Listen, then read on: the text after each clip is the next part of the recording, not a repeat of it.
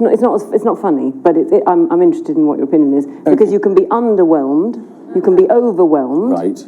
But you're never just whelmed, are you? Well, guys, I've seen the new Frankenstein, and I am whelmed, and as it seems, here to prove everyone wrong. Because this is not a masterpiece, nor the best movie of the year. And I will explain why, but before I do, a caveat: I will not analyze the movie based on its merits as an adaptation, nor in relation to all its predecessors. I will merely look at it as its own text, its own piece of art. And as that I can say with all the passion that I can muster with a headache, a month-long nausea, and only 2 hours of sleep. It is fine. No more, no less. I can see why people like it. The set design and the costumes are truly marvelous. And from what I've heard, every single detail was chosen with great care and intent. I mean, I can see how the back detail on Elizabeth's dress resembles the exposed spine of Frankenstein's prototype. And that her wedding dress is meant to evoke the bandages the creature wore when he was conceived. That is beautiful. And the performances are indeed impressive. Like, Oscar Isaac really gives his all here. Mia Goth, I'm not sure what to make of her performance, but it was mesmerizing. Elizabeth was as otherworldly and gripping as was Jacob Elordi's creature. I shipped them. He was certainly way more appealing and nuanced than this guy who liked eggs and did not treat his lady bad. Hands down, the creature was the best thing about this movie. He had the best, the most touching scenes, and I loved his design. And that this blue hue he did not just look like a patched up human, but alien almost, like an android. I remember fire and water and sand under my feet. So beautiful, so cool. But there are just so many things that tear the whole thing down. Number one, the pacing is off. The story unfolds with a breakneck speed, which might be due to the fact that it had to meet all the novel's plot points, but there's just no time to breathe. It feels like an endless montage, and so all the emotional moments have no time to land. Will Frankenstein get the funding to conduct his studies? This is the future. This is possible. Why not study it? Why not quantify it? This is unholy. Yes. 12 seconds later. Don't worry. I will change your destiny. Of course. My contractors can manufacture any and all equipment you may require. Was the experiment successful? How will Victor find him and where? How will the creature be revealed bit by... Whoops! There he is. The reveal that Harlander is dying and only financed Victor's work to be transferred into a new body, and his actually dying, the same scene. And after the big midpoint explosion in which Victor sets his tower and the creature on fire, everything he has lived for since his mother died, we have all but 2 seconds of time to let it sink in. But that was not the end of it. Nope. In seeking life, I created death. On to the next thing. The creature's goal to get Victor to make him a companion. I need you to make a companion for me. One like me. Such an interesting and poignant desire is also active for like one scene and then immediately discarded for hunting/luring Victor into the ice to, what exactly? Which brings me to my major gripe with this movie. The ending. Oh, the ending. I hate it! So, the story is, little Victor's mommy dies, and he swears to conquer death. He does. Then he does not like the creature anymore. Don't touch me! And abandons him. The creature comes back, wants him to create a friend because he can neither die nor live among humans. One like me. A companion. Victor declines. Be gone! The creature says he's the master now and runs away. Victor follows him into the eternal ice to kill the creature, but alas, it does not die. Victor gets hurt instead and then picked up by a ship's crew who cannot leave because their ship is frozen.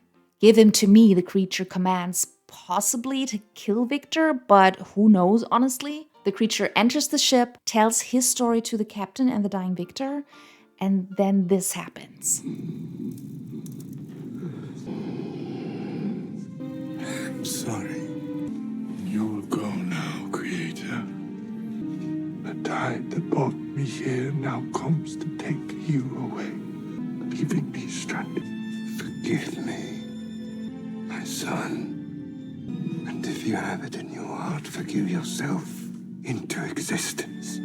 If death is not to be, say my name. My father gave me that name, and it meant nothing. Victor, I forgive you.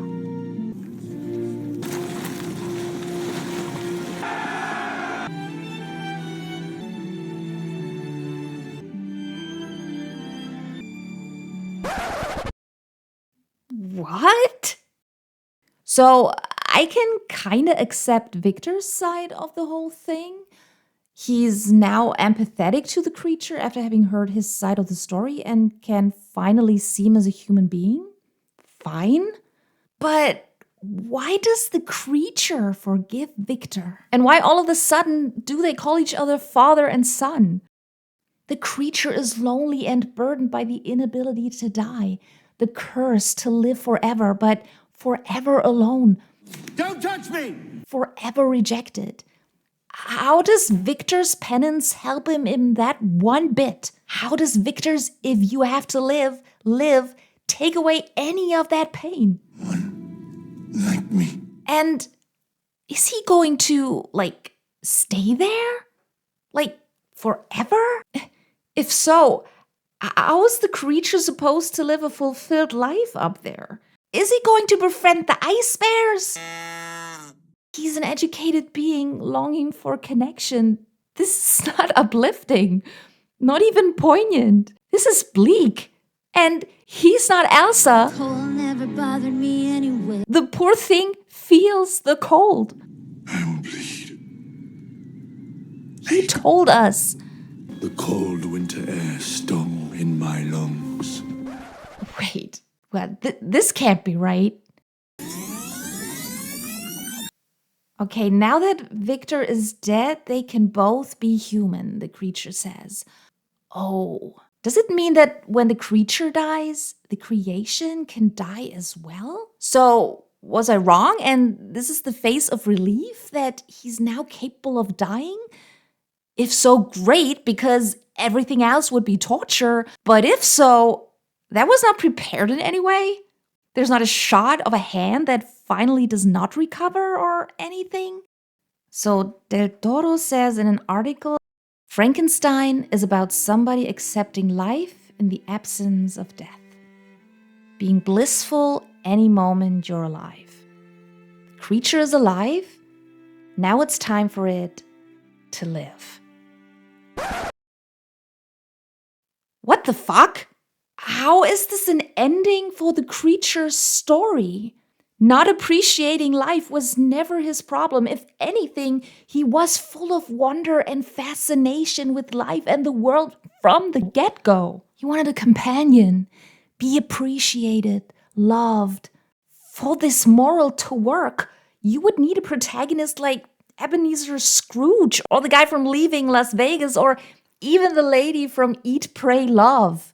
A cynic, someone who's only going through the motions, tired of life. Not a pure-hearted soul who has been hunted and abandoned repeatedly for what he is and will never fit in because everyone sees him as a monster. Don't touch me! Don't ever touch me! The more I think about it, the more I go from confused to angry. We make him lonely, rejected, and have him end up at the literal end of the world? Alone? Like me. This is cruel. So, that guy's arc was fumbled. In fact, I would say the only character who has had an arc that makes any sense is the Danish captain who put following orders, making the big discovery, getting to the North Pole before the life of his crew, and is now, after hearing Victor's and the creature's story, ready to return home. And I can only guess why that is. Del Toro said in an interview that adapting a well-beloved book is like marrying a widow. You have to pay respect to the first husband, and I like that sentiment, but I think paying respect should not mean that you do not change the position of one single piece of furniture in his house you now live in. I think that it means if the thing has some stinky 19th century plumbing, you should rip it out and replace it with something more adequate to the current times. Over-reliance on the source material. That must be it. Because how else can you explain how bad Victor is as a character? And by bad, I do not mean, ooh, he's a scary villain. You are the monster. I mean, psychologically and narratively, he makes no sense. He's a classic example of a character who has to bend to fit the plot. And this became painfully apparent in the second third of the film, when Victor gets annoyed by having to take care of the creature. I know you have thoughts. I know you do. Somewhere in there, you have thoughts. A dynamic that is, in my opinion, rich enough to drive a whole middle act, but here, as per usual, it appears in crescendos within 10 minutes. Say one word more, anything. Make me save you. But comes also, as ever so often, Victor. completely out of left field. We get almost 10 minutes of Victor's childhood in the beginning, introducing his character, goal, his relationship with his father and mother. And there's not one sliver of evidence that could explain the sudden shift from awe of his own creation to utter annoyance. That is my name. My name is Victor. Is there anything else that you can say? Anything at all? And the same goes for his motivation to not only destroy the creature, but give up on his experiments entirely.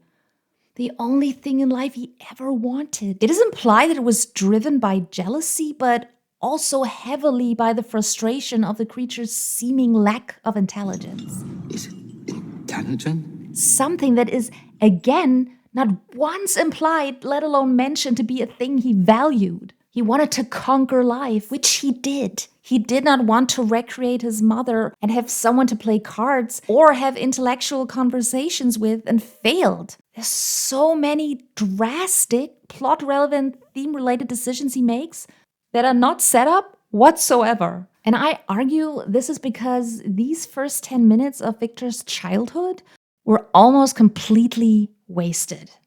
Like, the things that are in there are mostly, aside from his obsession to create life, inconsequential to anything that happens later on. And the things that should be in there are not.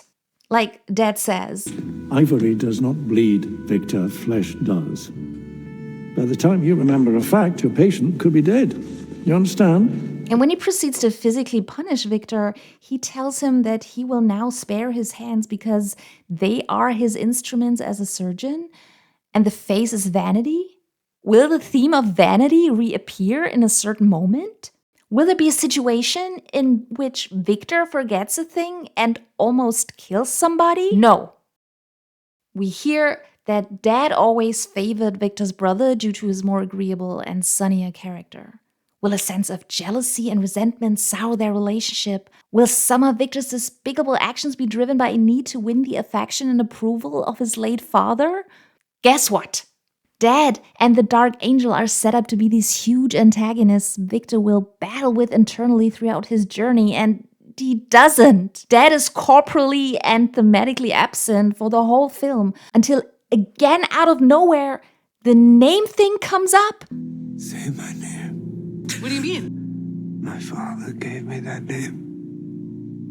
And it meant nothing. What do you mean? And the Dark Angel, the seeming representation of his misguided efforts to play God just pops up at the 2-hour mark, right before shit goes down, and Victor never has to reckon with it?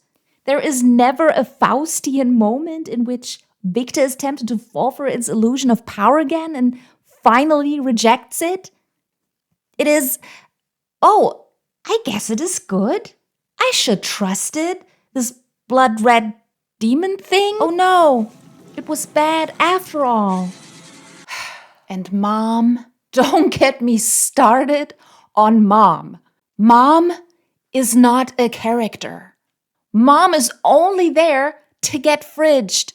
In 2025, this is all she gets to say.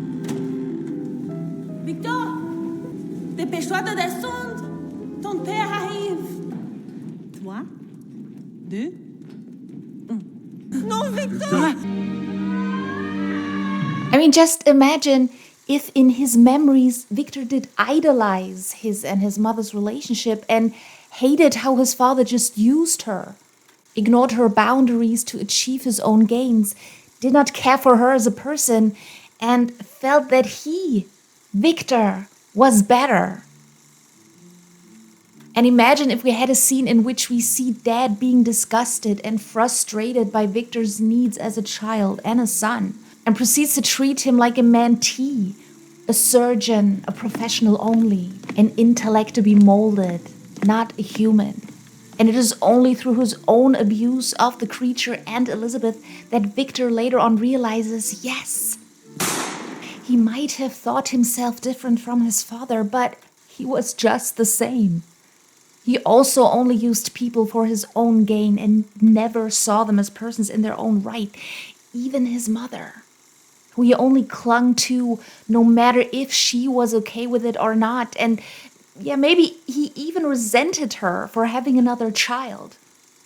And he tells the creature, I failed you. You deserved a better father than I was. But I just made the same mistakes mine did. I was just as bad as he was. And imagine if his name did not mean nothing to him, but rather we see he hated it. A name given to him by the man that represented everything Victor rejected. So much so that the risk of ruining the family name later on by going against the medical establishment and its morals was not a collateral, but almost an incentive to him.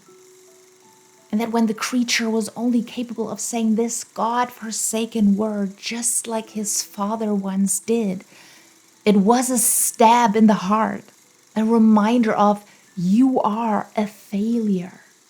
You're not your own man. You are but an extension of me, a poor one at that.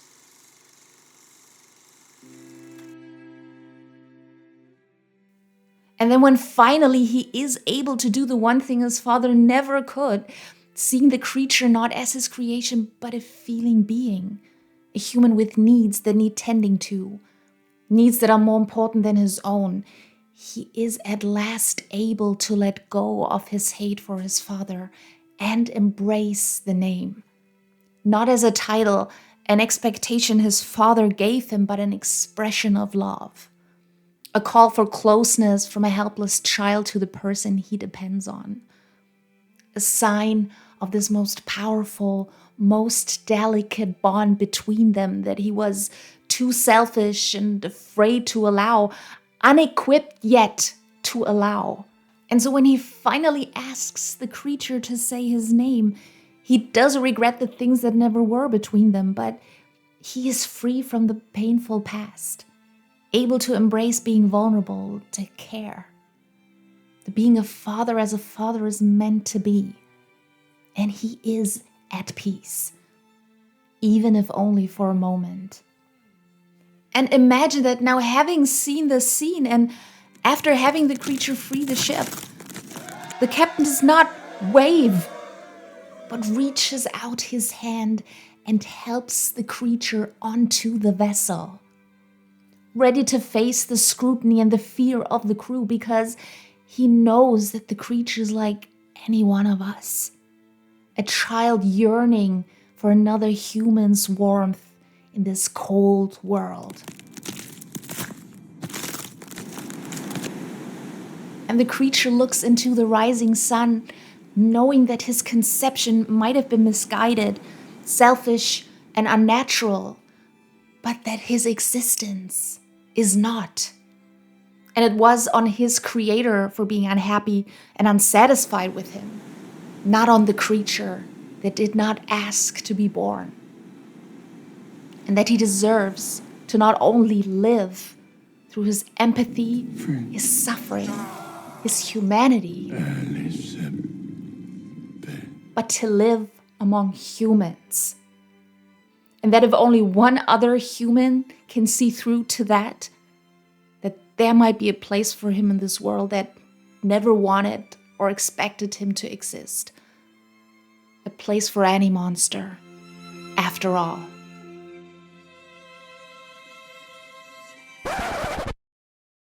Alas, we're going with this. Live. And respectfully, this sucks.